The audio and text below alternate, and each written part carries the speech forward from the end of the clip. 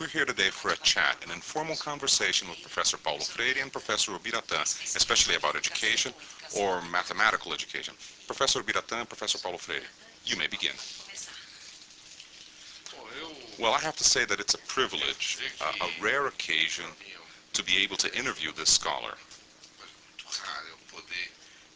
I have never had the opportunity to be your student, but I think that I'm one of those from the legion of educators worldwide that considers oneself to be a disciple of Paulo Freire, and having the chance to talk to you is an honor. For me too, moreover, considering that the conversation among us three is to be continued a little later on in Spain among a large number of mathematicians and educators who deal with the problems related to teaching math.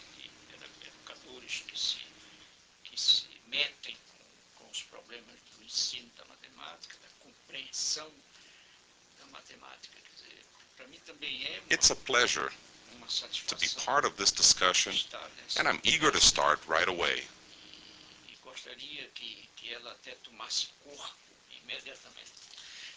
Today everybody knows Paulo Freire as the great philosopher, the inspiration behind a number of novel initiatives, new proposals in education. He's our philosopher in education. In the beginning, a long way back, around 40 or 50 years ago, when you were starting your career, your main concern seemed very clear: education in general. People always talk about Paulo Freire as one concerned about literacy, about teaching people how to read. There is, of course, much concern towards the individual being able to express him or herself, to be able to read and be a part of this world.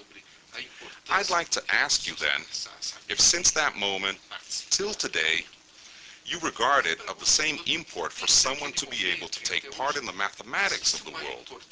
Would someone achieving math skills be as important as becoming literate?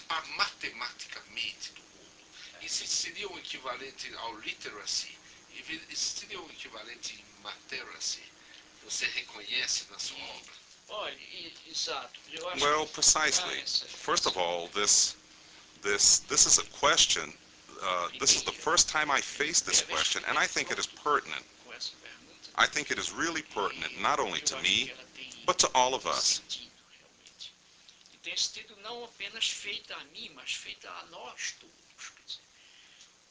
At that time, I didn't really have that in mind. I wouldn't come up to you and lie saying, well, yes, back in those days, 40 years ago, I actually was thinking about this all the time. But today, I understand this perfectly well.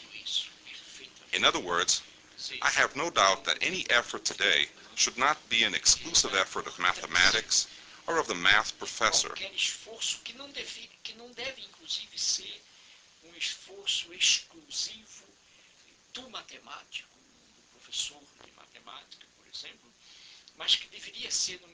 As I understand it, it should rather be an effort of the man or woman, mathematician, biologist, or physicist, carpenter, which is actually the effort to acknowledge ourselves as conscious, mathematized bodies. I mean, I have no doubt that our presence on Earth implied and undeniably implies in the invention of the world. I mean, I've been thinking a lot about the following thing: that the decisive step that makes us capable, both men and women, was precisely the step whereby the support where we stood became the world.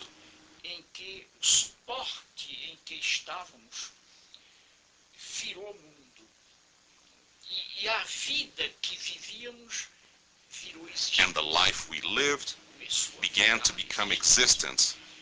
And in this passage, or rather during this passage, you would never encounter a geographical border. But during this transition from the support to the world is when history begins to unfold, when culture is born, language, começa a se the instalar invention of a language. linguagem, a invenção da linguagem. O pensamento que não apenas Thought se that not atém only penetrates no within the objeto object que that is está being sendo pondered, pensado, mas que já but which is se also enriched enriquece da by the possibility of communication and conveyance.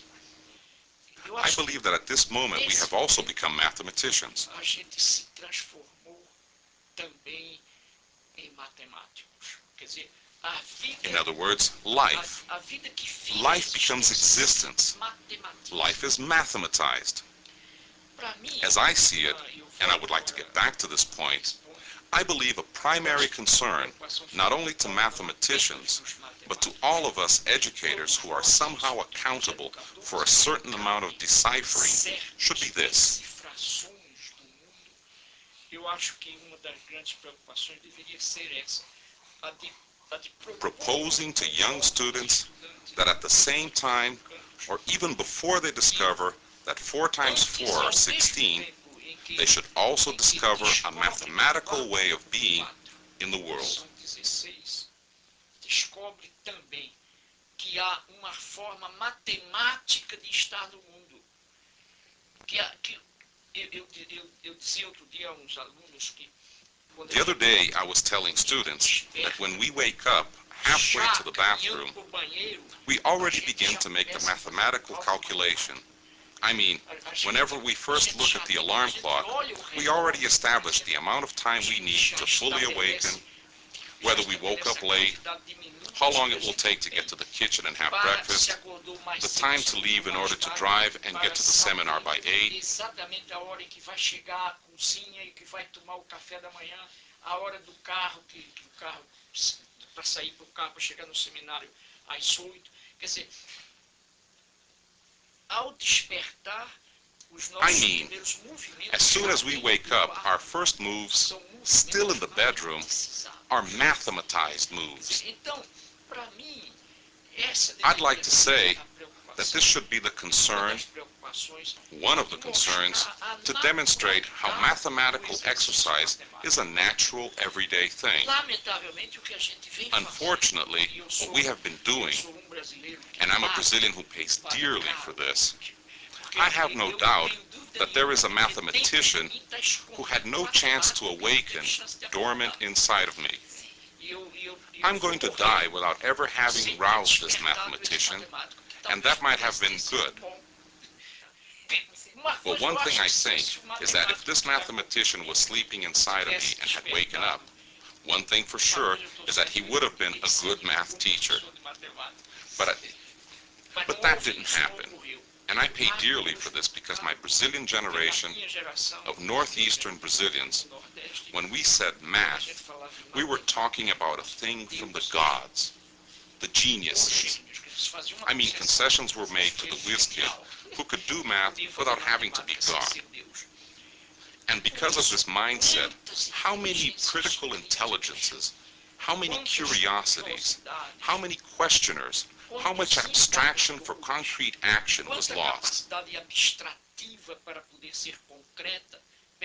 So I think that in this Congress, that one of the things I'd do there would be saying, not pleading, but saying to the congressionals, to the math teachers from all over the world, that while teaching that 4 times 4 are 16, or that the square root of this is that, you should spur your students into assuming themselves as mathematicians.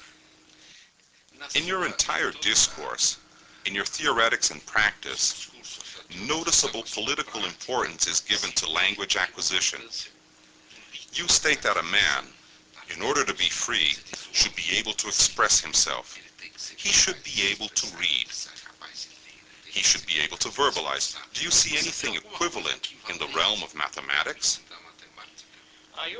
I truly believe, for instance, this possible math literacy, I have no doubt, would definitely forward the formation of citizenship tremendously. Eu não tenho dúvida nenhuma de que isso ajudaria enormemente a própria criação da cidadania. E vou dizer como. And I'm going to tell you how I see it. I'm going to tell you how I see it, and not how things should necessarily be seen, but just the way I see Eu it. acho, por exemplo, que no momento em que você I believe, for instance, the moment in which you impart how math is a natural part of the condition of being on the face of the earth, you work against a certain notion that studying math, even against the wish of some mathematicians, you should have to democratize the possibility of experiencing the naturalness of math. This is citizenship. Você democratiza a possibilidade da naturalidade da matemática. Você torna, e isso é cidadania. Quer dizer, você You make living with math feasible. You unquestionably contribute in the solution of a countless amount of problems that are always in the way of things because of a lack of special competency regarding the matter. Que ficam aí às vezes entulhadas precisamente por falta de mínimo de competência sobre a matéria. Entende? Quer dizer, I mean, this is the right competency. And why is it not occurring? Because the study of mathematics has become a very refined thing, when in fact it is not, or it shouldn't be. I don't mean that math studies should not be as they are, with the depth and rigor that it demands. Just like a philosopher must also be rigorous, like a biologist. That's not what I'm saying. I'm saying the following thing. By means at which you make things simpler without making them simplistic, but rather simplifying the comprehension of a mathematical existence, then there is no doubt in my mind that you'll perceive the importance of this mathematical comprehension from the standpoint in which it is as important as language. Tão grande quanto a linguagem. Professor Paulo, this natural math, this math that should be used by means of a natural codification, is not valued, is it? Exactly. So the little boy has something to say about multiplication, the way he understands it, for instance, and that has no value to the teacher who doesn't see anything worthwhile in what he's saying because the teacher has a different vision concerning math.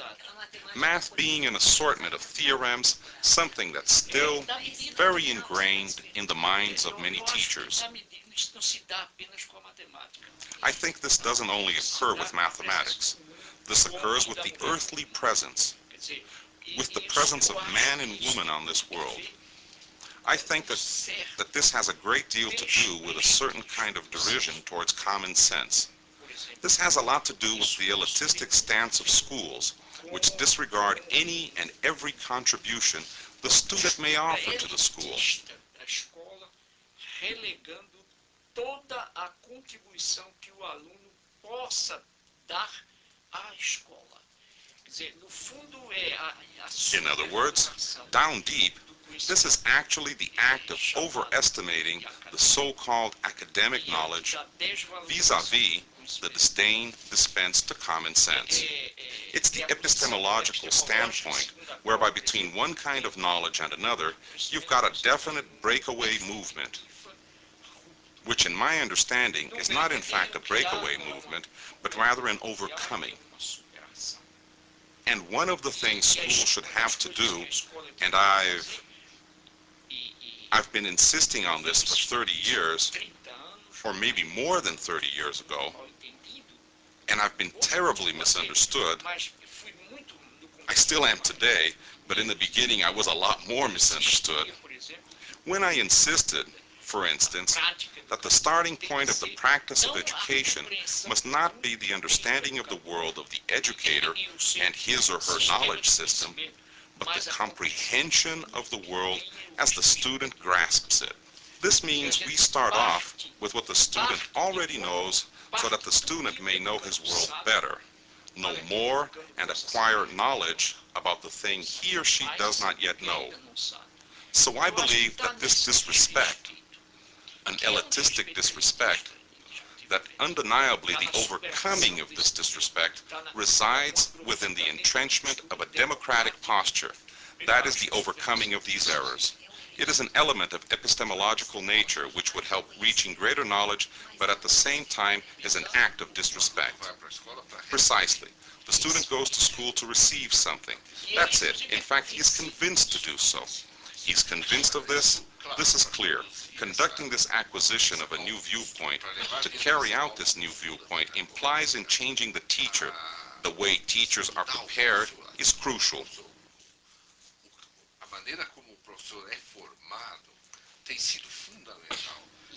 And I'm aware that one of your latest projects is writing a book. You're writing a book about teacher education. Could you tell us a little bit about it in a way more associated to our concerns as math educators? How should teacher education be revitalized within your concepts?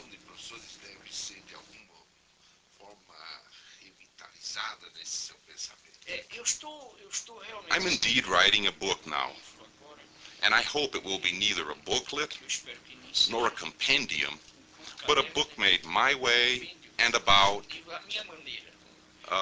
The title of the book will be, the working title is The Education of Docents in Necessary Fundamental Awarenesses, the Critical Practice of Education. My concern in writing this book is demonstrating that in fact beyond certain awarenesses, there are certain knowledges that are indispensable to the teacher or in the formation of educators. And perhaps the first awareness that should become knowledge is exactly the one we incorporate without asking, which is the following. Educational policy is based not only on the ontological inconclusiveness of the human being, but in the realization of this inconclusiveness. É o seguinte, a prática educativa se funda não apenas na inconclusão ontológica do ser humano, mas na consciência da inconclusão. Quer dizer, é em cima desses dois And on these two feet, on one hand my inconclusiveness, and on the other my awareness of my inconclusiveness, rests education. Human educability cannot be explained except this way, by means of this assumption of my own conscious inconclusiveness. This is also where my hope lies. Can you imagine how incongruent it is to be inconclusive? When we are unaware of our own inconclusiveness, we do not pursue the permanent movement of quest, of search. The one who does not seek is the one being inconclusive, who is nevertheless oblivious of one's own inconclusiveness. Take, for example, the jabuticaba tree, which I always like mentioning. Jabuticaba tree is also inclusive because the phenomenon of inclusiveness is a vital phenomenon. Therefore, it does not exclusively pertain to human existence. However, the degree of inconclusiveness of the jabuticaba tree has nothing to do with my degree of inconclusiveness. In other words, the jabuticaba tree is as inconclusive as my German shepherd out there in the backyard, but they don't know they're inconclusive. In our case, there is consciousness.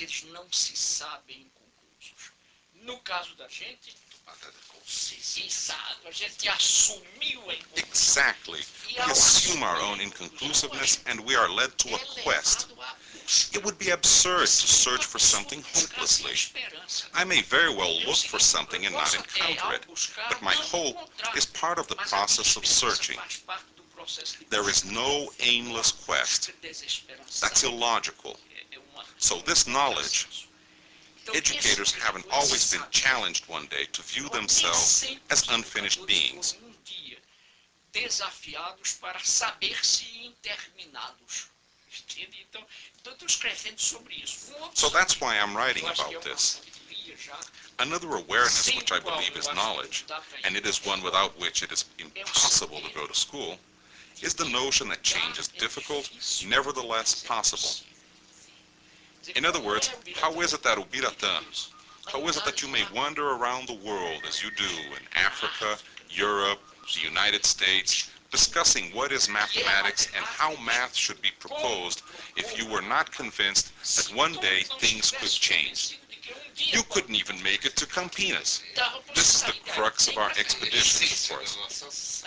There's your driving impulse. This knowledge needs to be discussed, not imposed, because none of this may be imposed, but it has to be placed on the table because the young graduate, in order to become a teacher tomorrow, has to, how could I say it? He has to base himself upon this truth. As a teacher, I perform knowing that however difficult change may be, change is doable. It may be that the one who enacts change, the agent of the most radical change, may not even be my generation, but without my generation, the one who carries out the change does not do so. We may work with the idea of another future we believe in. Exactly. Then another one thinks, for instance, that what I need to know is that teaching is not the transference of knowledge, the transference of content. Teaching is struggling together with your students to engender the conditions whereby knowledge is built or rebuilt.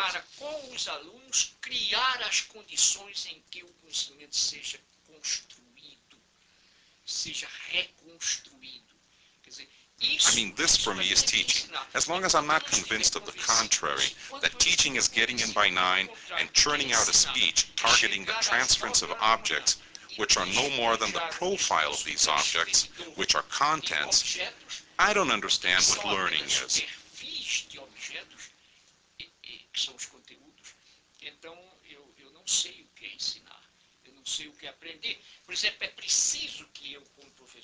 It's necessary for me, as a teacher, to comprehend the historical point of view whereby men and women first learned and only then began to teach. In other words, learning preceded teaching.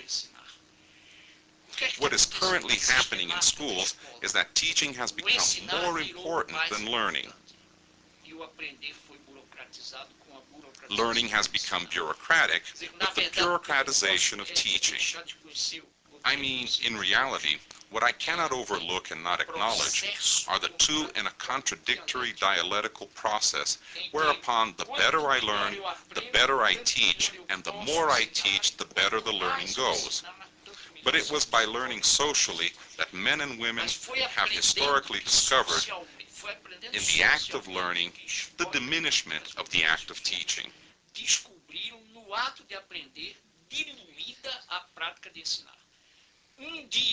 One day, in the history of men and women, a relatively recent day, was when they discovered that once having learned, they could teach. That was when the work of teaching was systematized. We have lost this notion of history and inverted roles. I'm addressing this as well in my book. In other words, it is necessary to historically recover the great role of learning without that meaning the diminishment of the act of teaching in absolutely any way. So re-examining the process of self-learning is very important for the teacher to be able to teach. The school environment should become a place of greater sharing of this process within each of us and not the setting where this happens.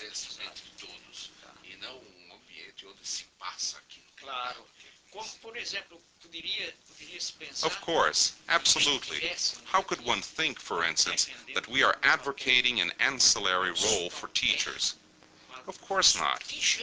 The role of the teacher, the role of the educator, is undoubtedly a major role. I mean, he or she has a big responsibility of teaching, and the reason why he or she doesn't teach is not justifiable. I mean, one does not explain oneself. Now it is necessary to clarify what the real meaning of teaching is. And when we seek understanding of the meaning of teaching within our own practice, we have to conclude that the social process of the production of knowledge discards the possibility of the transference of knowledge. I produce, I create, I recreate knowledge. I don't swallow knowledge. Conhecimento, eu me lembro agora de uma expressão irônica, fortemente irônica, de Sartre. I recall an ironic, a highly ironic expression by Sartre when he criticized what he denominated as the nutritional concept of knowledge. It was a thing he said in I don't remember which book, whether it was the question regarding method, and it was like this: the tragic and painful nutritional concept of knowledge is that in which the teacher feeds. And just look at all the metaphors we've got in colloquial language to refer to the issue of knowledge and how they have a lot to do with food. You think about the hunger for knowledge, the thirst for knowledge.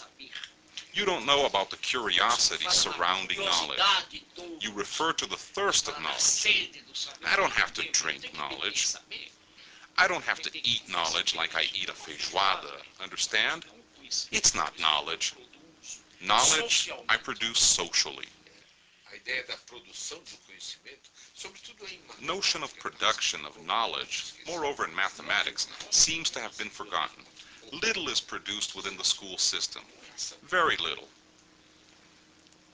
I think the opportunity of this discussion we had with Paulo Freire was a really important moment for all of us. And those of you watching us in the Congress will feel a little green of envy because we enjoyed the privilege of speaking to Paulo Freire.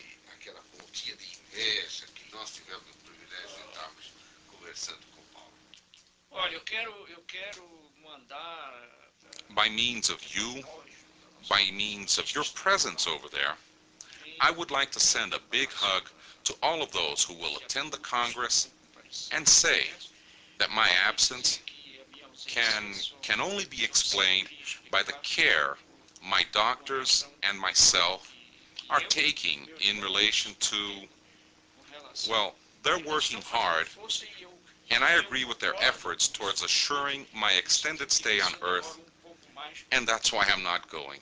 e por isso que eu não